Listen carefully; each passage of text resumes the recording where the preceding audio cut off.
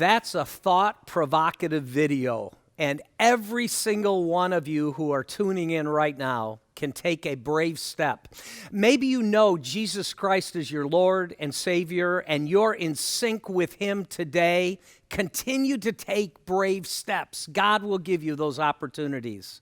For those of you who may call yourself a Christian, but you know there's something more, you know there can be more intimacy, take a brave step today. For those of you who have just stepped over the line of faith, continue to take brave steps. And for those of you who are checking out this Jesus thing, church thing, Christianity, I am confident that if you look to Christ, you can take a brave step today in following Him. When we talk about brave steps, I think of children. I think of grandchildren. We just recently got a video of one of our grandchildren who were taking their first steps, and there was joy. I think of a man the other day when I was out on the running trail. He wasn't running like us. He wasn't walking like the walkers. You could see that he had had a stroke. And when I went by him, of course, I'm judging that a little bit, but my discerning spirit kicked in, and I just said to that gentleman, "Way to go. You're doing fantastic." And with his next step, you could see a smile on his face, and for him, it was a brave step just being out there. We're talking about a guy by the name of David, a character in the Bible, a personality in the Bible, David, who took brave steps. We heard about that last weekend. It was incredible. He's a shepherd. He's a king. And when we were putting together something pre-Easter, when we were praying about that, thinking about that, we heard about another church that spoke about David, and we're taking some of their material and using it and applying it to us today.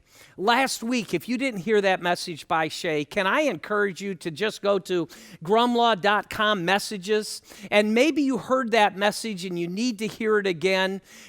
Just plug into that, and it will set your life up of being encouraged by God and trusting in God in a fresh way. Today, we are going to see that the ways of God are most unappealing and seemingly irrelevant when we are angry, feel isolated, lonely, and or afraid. Those three conditions that I just outlined, fear, anger, isolation, in other words, loneliness, have the power to undermine the resolve of even the most dedicated, devoted, and disciplined among us. Those three conditions can crash through and put a crack in our moral and ethical boundaries. Those three conditions that we can even call giants, those giants, if we let them get to that level, can contribute to our greatest regrets. And if we don't have a handle on them in the future, they can be part of future regrets. We feel compelled at times when we feel locked in and boxed in to do something, anything, and it escalates to a point that isn't healthy. It's not wise. We rely on instinct, whatever comes naturally, what's ever worked before, even though we know this time it may not work. We make decisions that complicate our lives. And the consequences are worse than the pain that's associated with the fear, with the loneliness, or feeling rejected. We do what comes naturally versus what we know could be the best. Let me illustrate it in this way. By the way, maybe you're sitting in your pajamas. Maybe you're in your living room. Maybe you're right now at your kitchen table. Maybe you're just getting out of bed and you popped us on. But right now, just do this for me. How many of you have ever gone skiing before? And some of you are going, "I don't like skiing." Well, there's something about skiing that will illustrate what I was just talking about, and it's this. It's the fact that when you're skiing, you should always have your weight on your downhill ski, and you should be leaning forward. But what we have a tendency to do is, in fact, to put our weight on our uphill ski, lean into the mountain, and inevitably we fall every single time. Well, David, who we're talking about, we can learn some lessons from him here because he was a legend. He was married to the king's daughter. One of his best friends was Jonathan, the king's son.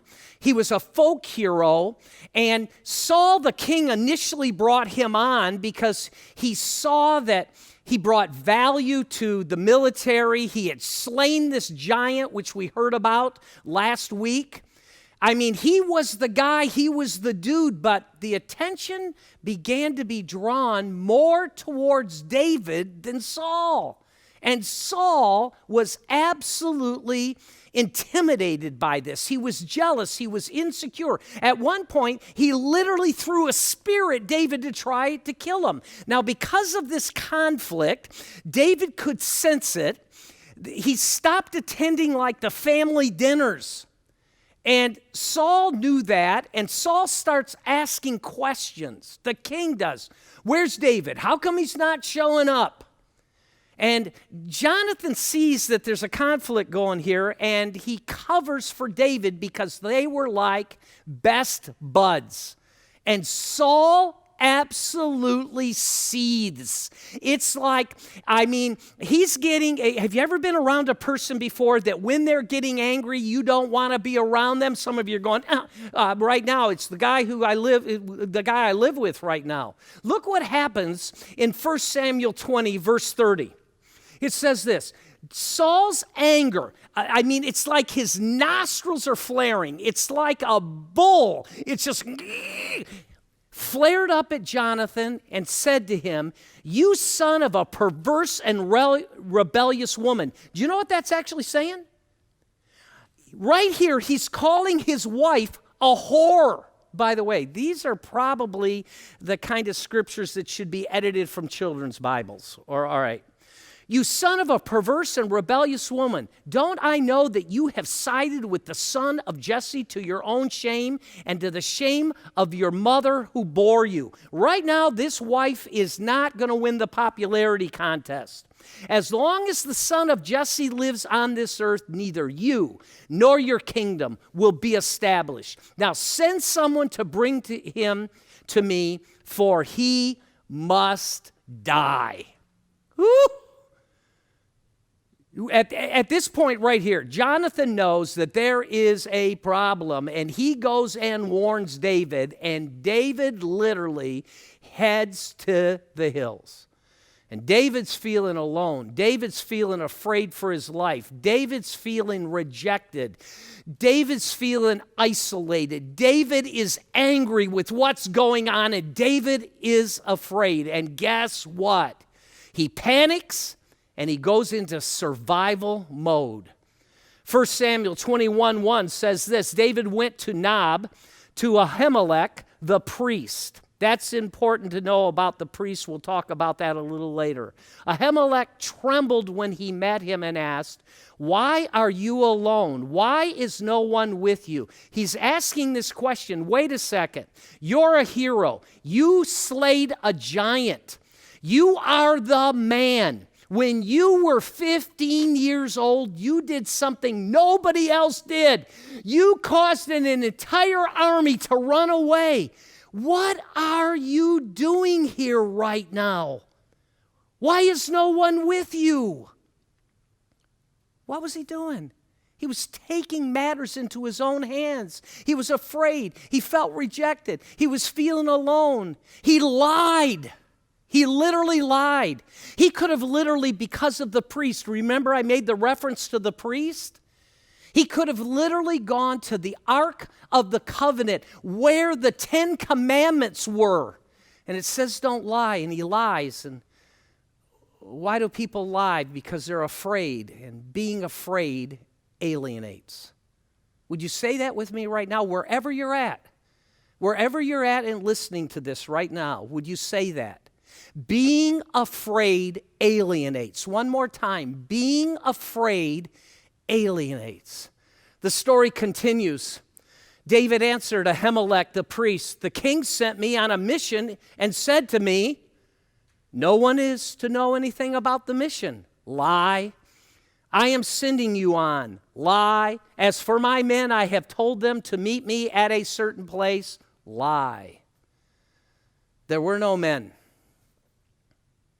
David didn't feel that Ahimelech could help him. And because of this decision, we'll learn later that this cost Ahimelech and a lot of families their lives. And if that isn't enough, the story goes on and it says, "Now then, David, because he's lonely, because he's tired," Ahimelech is literally looking at him and going like this, "You do not look like a warrior. You look like you've been sleeping in places that I didn't think you slept in. Why are you alone?" He's hungry. He says, "Give me 5 loaves of bread or whatever you can find." But the priest answered David, "I don't have any ordinary bread at hand. However, there is some consecrated special bread here, provided the men have kept themselves from the women." What was being said here was the priest would always, on the Sabbath, bring a fresh loaf of bread in honor of God. It was the custom. When they came in the next day and the bread had not been eaten, God hadn't eaten it, the priest would eat the bread and they would put down a fresh loaf of bread. What's the issue here? David began to lean on his own ingenuity. Do you ever do that? He forgot God has the power to arrange and sustain. At 22 to 23 years of age, he's forgetting about who God was at 15, when he was somebody that was obscure, maybe himself in some ways insecure, that God had taken a nobody and made him a somebody. He took a shepherd, making him into a king, and he felt that his deceit was needed to keep his power and his position. And look what happens. So the priest gave him the consecrated bread, since there was no bread there except the bread of the presence that had been removed from before the Lord and replaced by hot bread on the day it was taken away.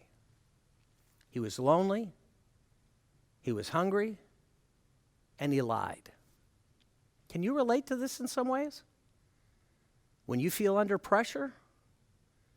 Where, though, was this David that said when he slayed a giant, "In you I put my trust.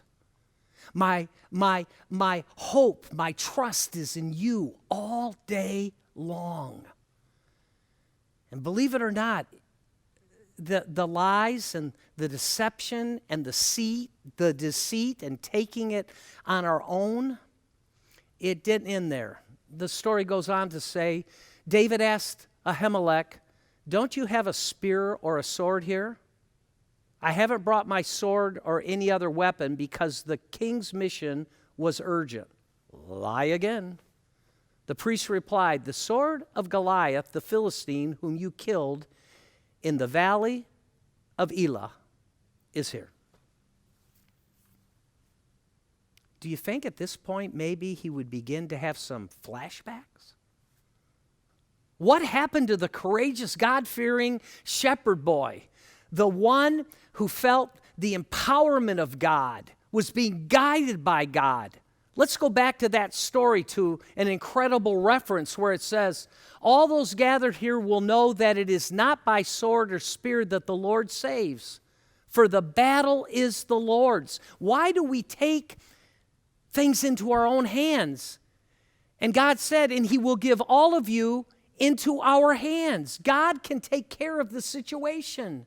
What happened to the attitude in David to run towards the situation rather than run away from the situation? I mean, we're living this today with COVID. Look at the anger that there is on social media. Look at the anger there is among political parties. Look at the anger that there is in families today where family members are being pitted against family members. COVID has brought a sense of isolation and loneliness. There's those who, not on their own accord, have been put into isolation, and then others, by choice, are living lonely lives. And the fear factor right now is unbelievable. This past week, my wife and I were able to go out and see some friends in Arizona. And we had a great time kayaking and hiking and just being together and yucking it up. And I went into a Walgreens to get some pop, to get my fix, to get my Diet Mountain Dew. And I literally came around a corner, and I was at least 20 to 30 yards away from the checkout.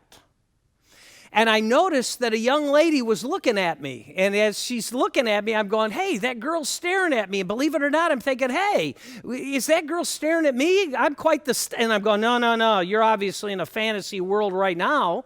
But I'm going, why is she looking at me? She's at checkout. I'm walking in. There's other people around. And as I'm getting closer, she just starts pointing like this at me. And I literally looked and I said, is some of my pop leaking? And she went, and I looked down, and the social distancing circle, I was literally maybe 2 inches off of it. And I'm thinking, oh my word, is that how you're living your life, in fear? But that's what happens. Fear, anger, loneliness. David slayed a giant, and yet he let 3 giants, 3 conditions enter his world. Why is it so easy to forget the defeated giants? And so David's presented that there's a sword available, and the story continues and says, it's wrapped in a cloth behind the ephod. Now, the ephod was literally the garment that the priest would wear when he went into the temple. So in other words, the sword that God the priest allowed you to use to kill a giant, it's available. If you want it, take it. There is no sword here but that one. David said, there is none like it. Give it to me right now. Right there, he was taking matters into his own hands, and to the day he died, he had to regret this. He lied. He now had a weapon that had been used for God's purposes that now was not going to be used for God's purposes, and there was going to be a disastrous outcome. Let me make a couple observations here to help us in this process. When we need God the most, we're apt to lean in least. Let me say that again. When we need God most, we're apt to lean in least, particularly if we're lonely, if we're frightened, if we're angry. We run away rather than running towards.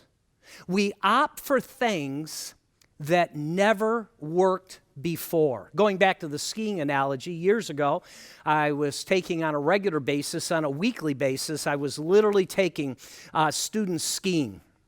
And there was one girl that wanted to go skiing, and her parents always said, no, if she goes, she'll break a leg. We said, she's not going to break a leg. We're going to give her lessons, and everything will be fine. And I want to tell you, Deb was doing an incredible job. We taught her what to do. We taught her how to do the snow plow. We taught her how to brake. We taught her everything that she could do. And then she just wanted to go and ski on her own. And she's skiing on her own, and guess what? She went back to what came naturally, went through a snow fence, and broke her leg. One of the more difficult phone calls I've ever had to make. to parents who didn't want her to go because she was going to break her leg, and she broke her leg. Sometimes when we lean in least and we run away rather than run to, we opt for things that often lead to regret. Isn't it interesting that when others are not responding properly, when others are in that condition of loneliness or anger or fear, we can see it so clearly in others, but it's difficult to see in the mirror. We say to people, why are they spending money that way? Why are they in that relationship? Why are they sabotaging themselves in this way? And sometimes we do the same thing, and people say that about us. Why? Because we say, our situation is different. And if God were with me, this wouldn't be happening to me. There's a phrase I want to put up right now that says, it's easy to trust God when we have nothing to trust Him with and nothing to trust Him for. In other words, life is going really well. But it's harder to trust Him when something of value starts slipping away, a relationship. Maybe we get bad news medically. Maybe there's someone who passes away and we never anticipated the timing of that. Or another way to say it's harder to trust Him when something of value starts slipping away, when maybe we've put our trust in our financial plan and our financial plan gets disrupted. It's harder to trust Him when something of value starts slipping away, if it's power or influence or a relationship or a position. So David's got his sword, and believe it or not, he goes on the run again. So he's lied, he's been refreshed a little bit with food, and believe it or not, he goes to the Philistines, and he says he wants to be part of their army. And they do not trust him. And he went to an extreme that was unbelievable. He literally pretended, he faked that he was insane, started drooling and clawing at the wall. And he flees to a cave, finds a prophet, and he says, what would God have me to do? That'd be great. To say the story ends there. The report gets back to seething King Saul that David had gone and seen the priest.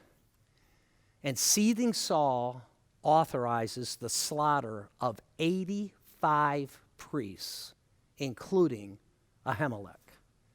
And if that's not enough, Saul says, go back into the town of Nob and kill all of the adults and all of the children. And look what David says. Then David said to Abiathar, that day when Doeg the Edomite was there, I knew he would be sure to tell Saul, wow, I am responsible for the death of your whole family.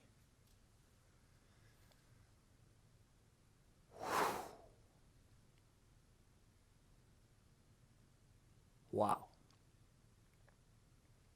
What can we learn from this? Taking matters into our own hands feels good. It just rarely turns out good. So let me ask you a question. I mean, don't think about anybody else. And maybe your condition right now isn't loneliness, fear, or anger. But in light of what we're going through in culture today, I believe that one of those conditions are impacting all of us. And so I want to ask this question. What is your loneliness, anger, or fear causing you to consider that you've never considered before? Because you're isolated, because you're doing it on your own, because you're angry, because you're fearful, what is that causing you to consider that you've never considered before? And if you were to be honest, you would say, I can't believe I'm even thinking this. Don't go there. Let me ask another question. Who is your loneliness, anger, or fear causing you to consider that you know you shouldn't consider? Who are you running to that is not giving you the advice that you should be given? Who is it that you're hanging out more and you're developing a relationship with and you know that would not be the wisest? Let me ask another question. Who besides you do your considerations put at risk? Ooh. Who besides you do your considerations put at risk? David didn't think about that. When he ran, when he was in a cave, wondering what was going to be going on, with what you're considering right now, does it impact your husband, your wife, your children, your grandchildren, those that you work with? One more question. What advice would you give somebody who is you? Well, David did come to his senses, and here's what David said in Psalms. And if you want to learn more about the life of David, and by the way, everything that I detailed in this story, you can find it in 1 Samuel 21 and 22. But referencing right now, Psalm 9 through 10, David came around and he said, the Lord is a refuge. In other words, he is a shelter. He is a fort for the oppressed, for those who are lonely, for those who are angry, for those who are fearful. He is a stronghold. There's an institution, there's a structure out in Colorado called NORAD, where highly sensitive matters are taken care of for the military and anything that is floating in space. And I had the privilege one time of visiting NORAD, and it's unbelievable the size of the doors and the protection. That's what it means when it says that our God is a stronghold in the times of trouble, when we're lonely, when we're fearful. This is David now, who has come back around. And those who know your name, the name of Yahweh, the name of God, trust in you. For you, Lord, have never forsaken those who seek you. Are you running away? It's time to run too. When we do it on our own, the outcomes are normally a disaster. David thought that he had been forsaken, but he was mistaken. When you feel forsaken, you are mistaken. And don't make that mistake. David's greatest descendant, name above all names, Jesus Christ, says in Matthew 11, come to me, all you who are weary, all you who are fearful, all you who are lonely and isolated yourself and burdened, and I will give you a rest, a peace that passeth all understanding. Take my yoke. Let me, a yoke is a harness that was used in farming to bring cattle together. He says, let me walk with you, upon you, and learn from me, for I am gentle. I am humble in heart, and you will find rest. The very pressure you're feeling in your anger, in your isolation, in your fear, you can take a step today, a brave step, and find rest at the deepest level of who you are, your souls. For my yoke, it's not heavy. You don't have to carry this alone. And my burden is not burdensome. It's light. Will you take a step today, a brave step? Where do you need to be brave today? I remember years ago rappelling, and rappelling is where literally you jump off cliffs.